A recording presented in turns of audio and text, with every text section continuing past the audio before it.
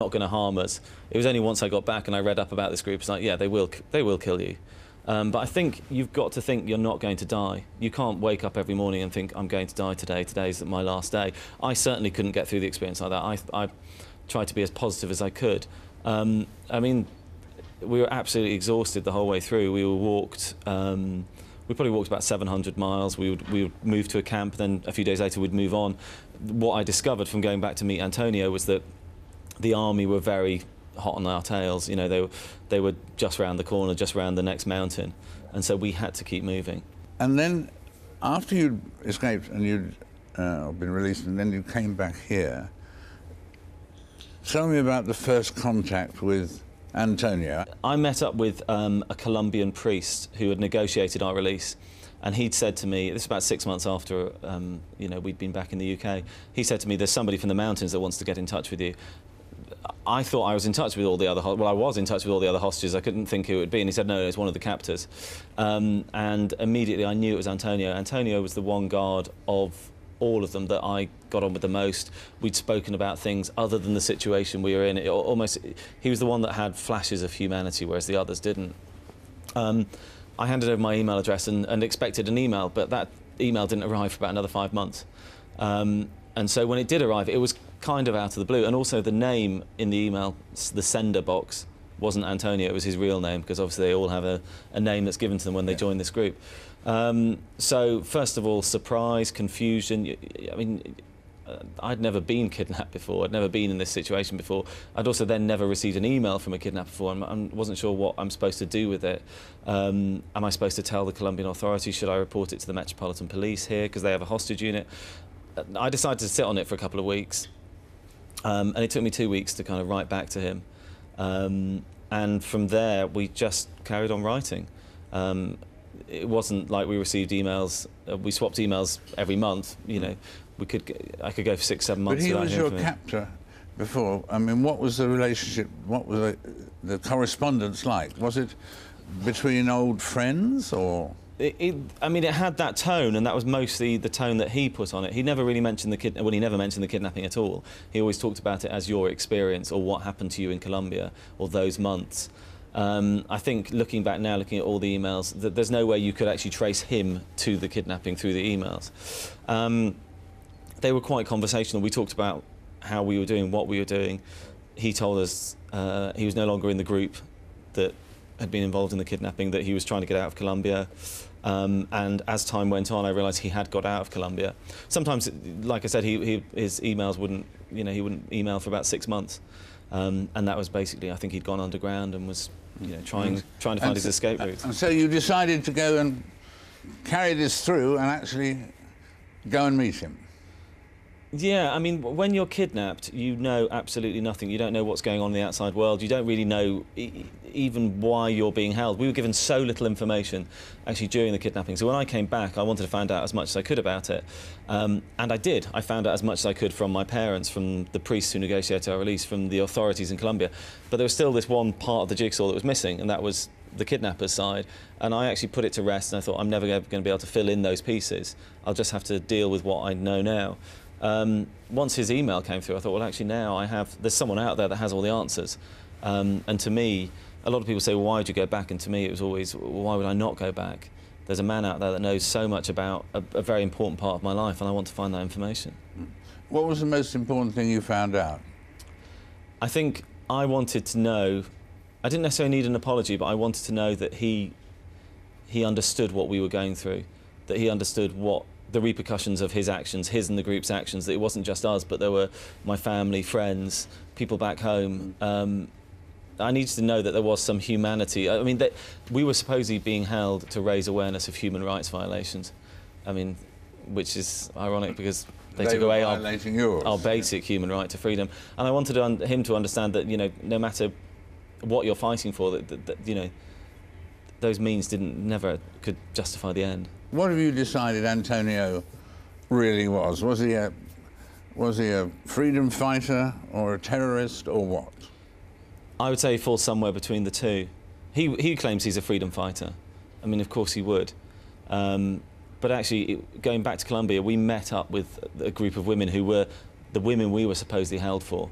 And they told us, you know, we never asked for his help. We never asked for this group's help. We just want to live our lives peacefully. He's in the left-wing guerrilla. They're fighting against the right-wing paramilitary. And because the guerrilla are there, the paramilitary come in. And so just their presence, just them being in that mountain, you know, keeps these people's lives in danger and has displaced the millions of people in Colombia. Well, it's a fascinating story, and we look forward to catching up with it. It'll be on DVD soon, I'll be bound. Yeah. Well, that's it for the show, for now, for this programme. My thanks to all my guests. Do join us again for the next Frost Over the World. Until then, goodbye for now.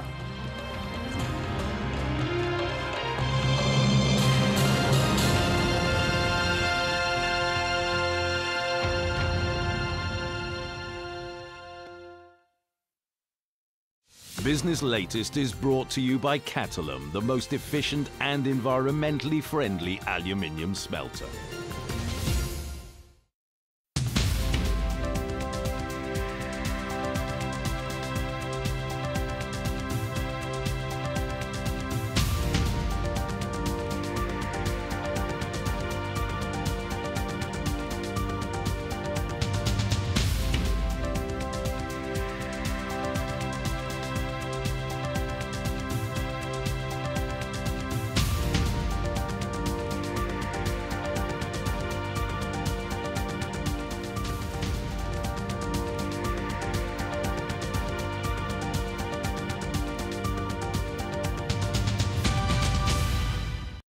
Business Latest is brought to you by Catalum, the most efficient and environmentally friendly aluminium smelter. As geeks take on dictators, bloggers turn dissidents, and social networks root for social justice, governments are going cyber, spying on their citizens, erecting firewalls like Iron Curtains, and closing down websites. We ask, is cyber-generated change virtual or real? Empire at this time on Al Jazeera. It is in the details, a look, a connection, the moments that reveal the truth. Award-winning documentaries from critically acclaimed filmmakers. Witness documentaries to open your eyes. At this time on Al Jazeera. Personal blogs by professional journalists. blogs.aljazeera.net.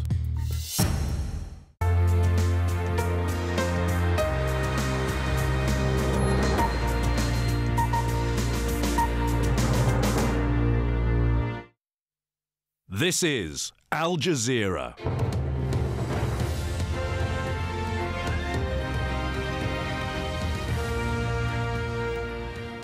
Welcome to the News Hour. I'm Anand Naidu from Al Jazeera's news centres in Doha, Washington and London, bringing you live and extensive coverage on the crisis in Libya.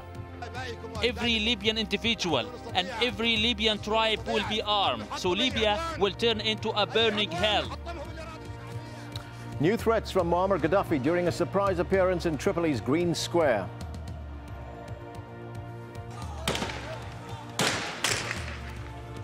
Reports of protesters killed by security forces in the capital as Gaddafi loses control of more territory. And the Libyan ambassador to the UN has spoken out in defense of pro-democracy demonstrators.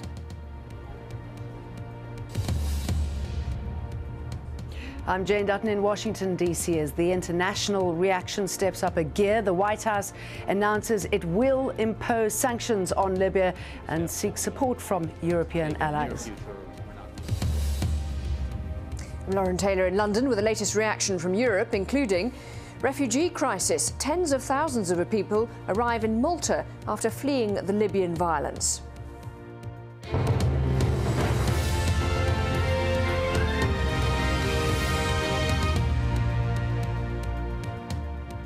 A defiant Muammar Gaddafi has appeared before his supporters in Tripoli, telling the crowd, "We will continue to fight, we will defeat them, And we will die on Libyan soil. The leader made it very clear he has no intention of standing down despite growing dissent within his country.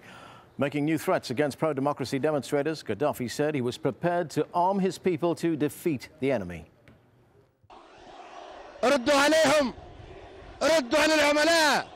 Reply to them. Answer the agents. Reply to the liars. Reply to the news agencies. Radio and televisions of lies. The mass media of lies. This is no media. It is the media of lies. Reply to them. This is the Libyan people. If I'm not loved by my people, I don't deserve to live. If my people, the Arab and African peoples, and all peoples do not love Muammar al-Gaddafi does not deserve to live only for one day. If I am not beloved by my people, I cannot deserve to live. You are the people. Be prepared to defend Libya. Be prepared to defend the great river, the oil. Be prepared to defend your pride, independence, dignity, and glory. Reply to them. Let them feel the embarrassment, feel the shame. Let them feel the humiliation. I am among the public, here in Tripoli, the Green Square. Here are the youth, the children and grandchildren of the martyrs of battles of jihad, who crushed the Italian invasion. The Italian empire was crushed at the hands of your forefathers. We are capable of destroying any aggression. Any aggression can be crushed by the people's will, the armed people. The armed people. And when necessary, weapons depot will be opened for all the Libyans to be armed. All the tribe will be armed, so Libya will turn into a burning hell. I've come here to salute you, salute your courage, and tell you to reply to them. I'm here among the people, among the masses. Muammar al-Gaddafi is not a president or a king or a head of government with no constitutional or administrative powers. He is loved and beloved by the people. We are the people of pride, glory, and dignity, history and struggle. It is the people who brought Italy to its knees. You are the grandchildren of Omar Mukhtar, the grandchildren of revolution, the revolution that brought Italy to its knees and forced Italy to apologize. You are the grandchildren of martyrs, Omar Mukhtar, the hero of the forest, the leader of the revolution and the Libyan resistance. You are the people who forced Italy to apologize and pay compensations. With